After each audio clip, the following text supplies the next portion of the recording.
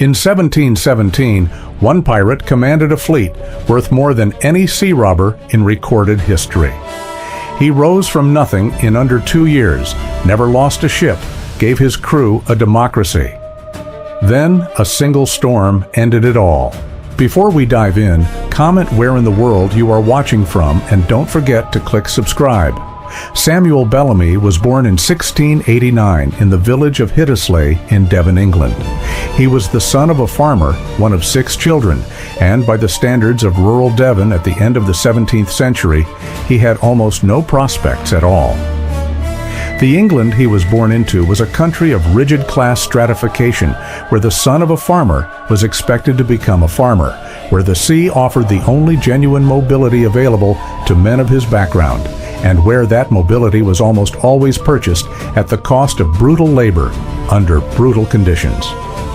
Devon had a long maritime tradition. Men from the county had crewed the ships of Drake and Hawkins. The Royal Navy recruited heavily from its coastal communities. The merchant fleet drew sailors from its ports. Bellamy, like thousands of Devon men before him, found his way to the sea as a young man. The historical record of his early years is thin. He appears to have served on naval vessels during the War of the Spanish Succession, the conflict that defined the early years of the 18th century and gave thousands of trained sailors military experience that the peace would leave with no legitimate use. The Treaty of Utrecht in 1713 ended the war and demobilized tens of thousands of men who had spent years learning to fight at sea. The Royal Navy discharged sailors without pension, without land, without anything except their skills and their resentment. The merchant fleet absorbed some of them, but not enough. The result was the generation of men who would become the founding pirates of the Golden Age.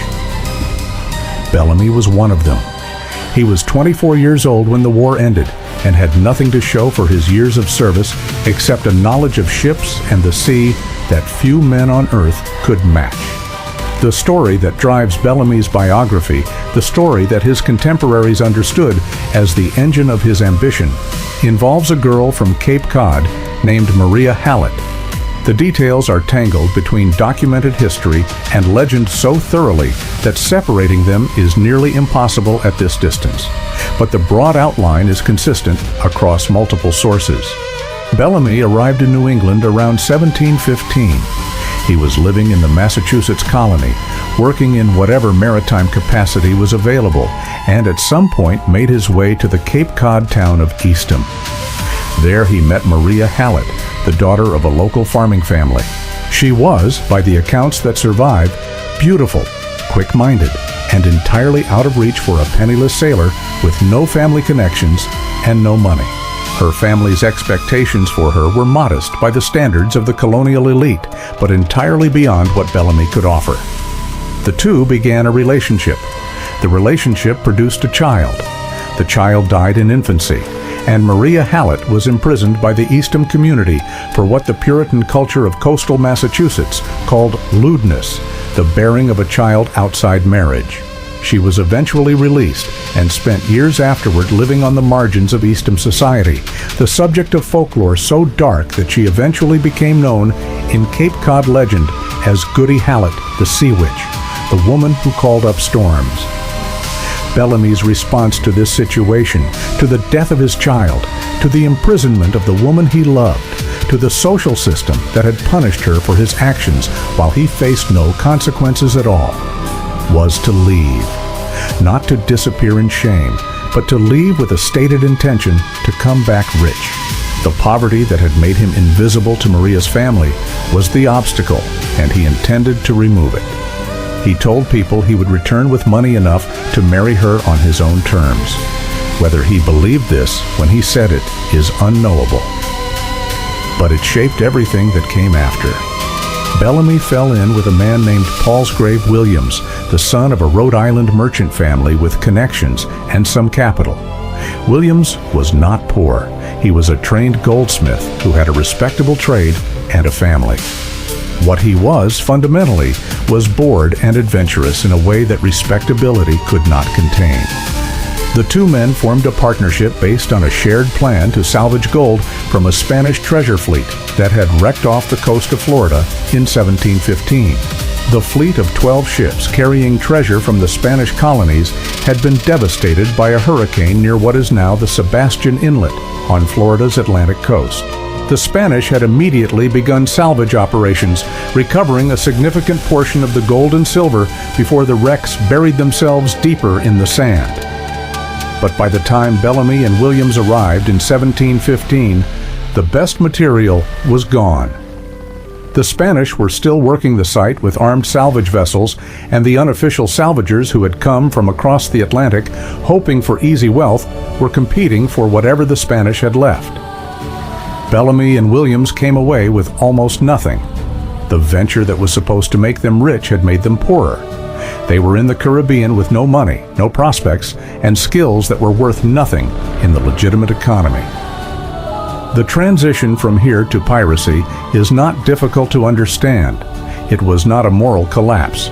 It was a rational response to the available options. In 1716, Bellamy and Williams joined the crew of a pirate captain named Benjamin Hornigold, one of the founding figures of the Golden Age, and the man who would eventually recruit Blackbeard into the profession. Hornigold operated out of the Bahamas, using the harbor at Nassau as a base. He was by the standards of the trade a relatively principled pirate, which in practice meant he preferred not to attack English ships, a restriction that his crew increasingly resented since English ships were as plentiful and profitable as any other flag. The Nassau pirates of this period called themselves the Flying Gang, and they operated under a set of principles that were radical by the standards of any organization of the time. The pirate articles that governed their operations were not unique to Bellamy's crew, but he extended them further than most. Every man on a pirate vessel under these articles had a vote on major decisions. The captain could be removed by vote. The quartermaster, not the captain, controlled the distribution of goods taken in prizes. Every man received a share of the proceeds based on his role, with no man receiving nothing, and the captain receiving only a modest premium over the ordinary sailor. Compare this to the Royal Navy, where men were pressed into service, paid irregularly if at all, subject to flogging and hanging at an officer's discretion, and received no share of any prize. Compare it to the merchant fleet, where sailors were paid fixed wages regardless of the profitability of the voyage, and had no voice in any decision. The pirate articles were, by any honest assessment, the most democratic employment contract available to working men in the early 18th century. Bellamy understood this and articulated it explicitly when given the chance. The speech attributed to Bellamy when he captured a merchant captain named Beer, who refused to join the pirates on religious and moral grounds, is one of the most remarkable statements in the historical record of piracy. Bellamy told Beer that he was sorry Beer chose to work for men who flogged their employees for insolence, while Bellamy's men were free men who robbed the rich and answered to no one. He called them a free prince and urged Beer to consider who the real thieves were, the pirates who took openly or the merchants and governors who robbed the poor under cover of law. The speech may have been embellished by the journalist who recorded it, but its core argument reflects a philosophy that appears consistently in Bellamy's actions throughout his career. He recruited aggressively from the crews of captured vessels, and many men chose to join him. From the moment Bellamy took command in 1716, he operated with an efficiency and boldness that rapidly made him one of the most significant pirate captains in the Atlantic. He and Williams cruised the Caribbean and the Atlantic seaboard, taking prizes with a combination of aggression and tactical intelligence that distinguished his campaign from the more opportunistic operations of lesser captains. His first major ship was the Sultana, a former slave vessel he renamed and made his flagship. But the Sultana was a relatively small vessel, suitable for raiding, but not for the kind of large-scale operations Bellamy was building toward.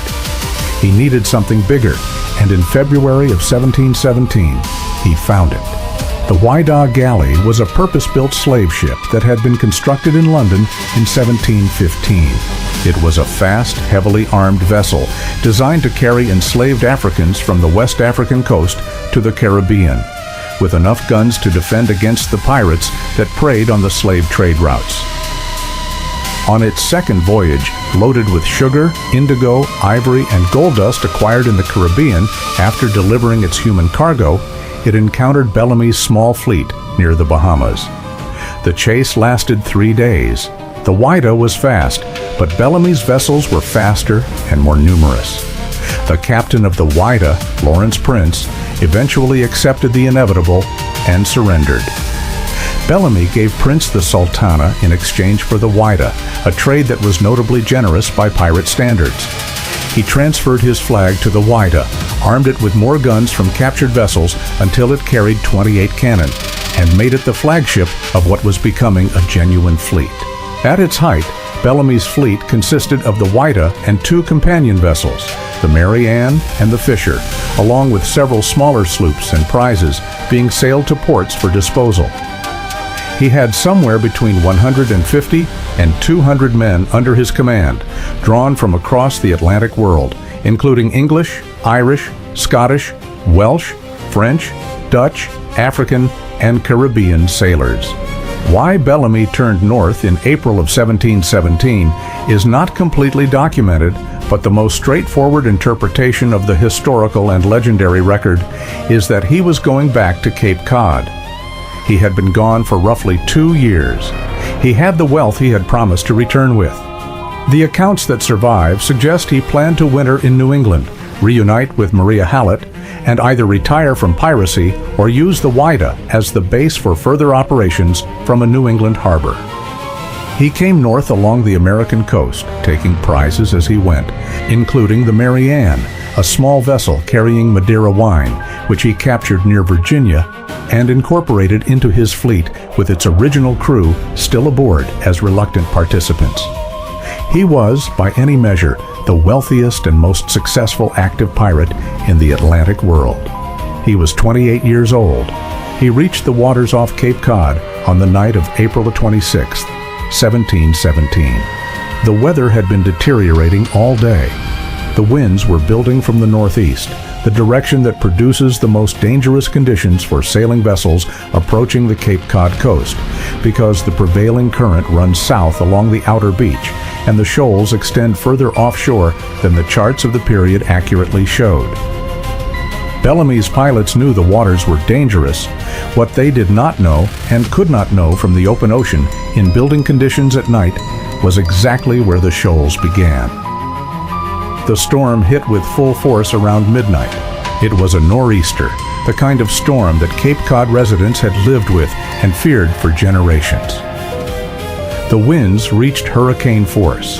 The seas built to heights that made any seamanship essentially impossible.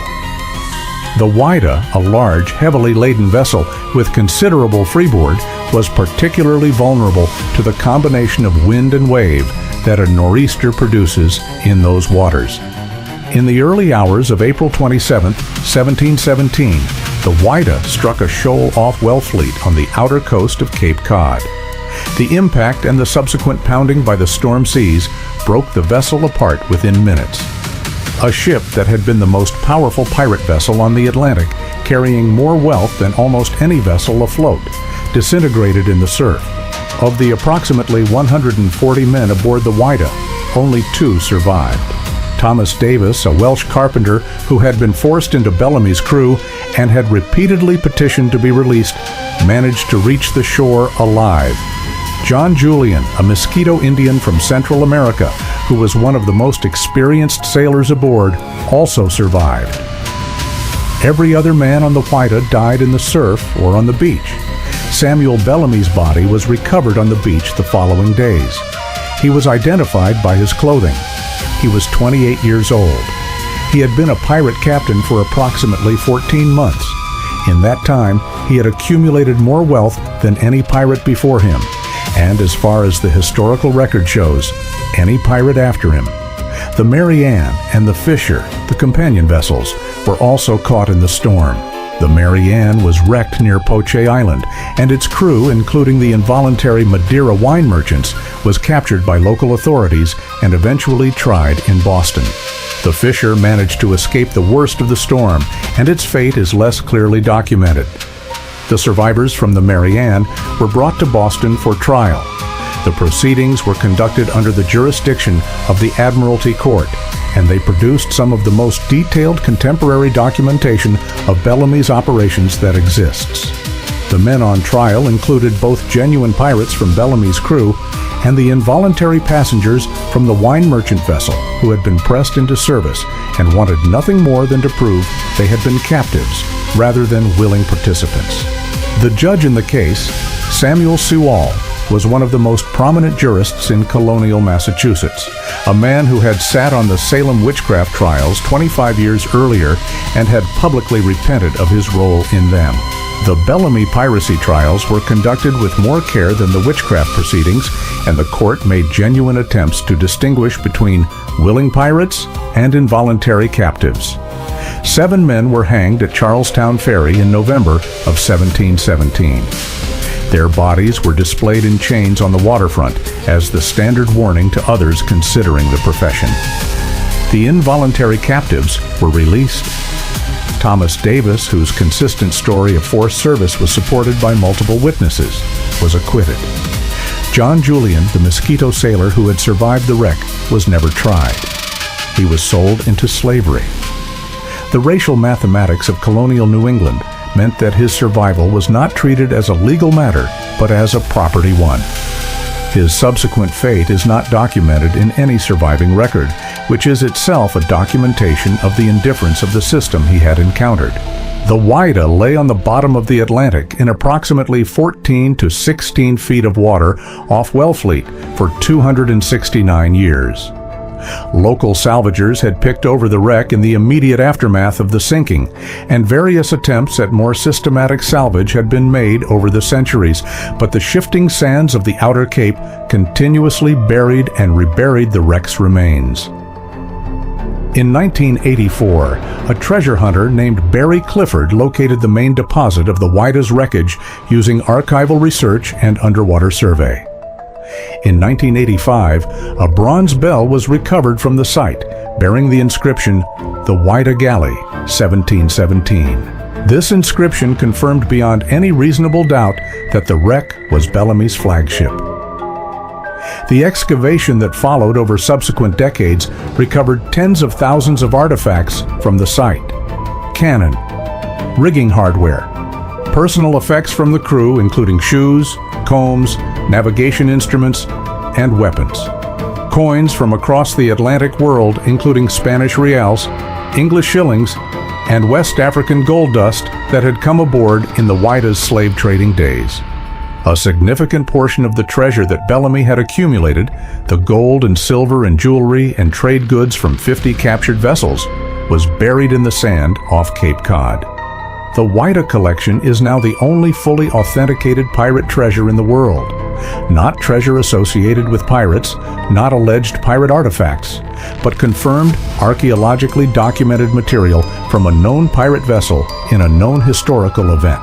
It is housed at a museum in Provincetown on Cape Cod, within sight of the waters where the Whydah went down, and it represents the most complete physical record of Golden Age piracy anywhere on Earth. Maria Hallett survived the storm that killed Bellamy by some years. The historical record of her life after the wreck is fragmentary, as it is for the years before, but she lived into middle age in the Eastham and Wellfleet area, never married, and occupied an increasingly isolated position in the community. The folklore that grew around her amplified with time. She became associated in Cape Cod oral tradition with the storm itself, with the idea that her grief or her anger had called up the nor'easter that killed her lover. Whether she knew immediately that Bellamy had died is not documented. The wreck was local news, and the bodies that washed up on the outer beach were a matter of community observation. But whether anyone told her specifically that the pirate captain whose ship had wrecked was Samuel Bellamy, the man she had known years earlier as an impoverished sailor, is unknown. The community had every reason to treat her with a mixture of fascination and hostility, and the folklore suggests that is exactly what they did. The legend of Goody Hallet, the sea witch of Wellfleet, is one of the oldest and most persistent in Cape Cod folklore.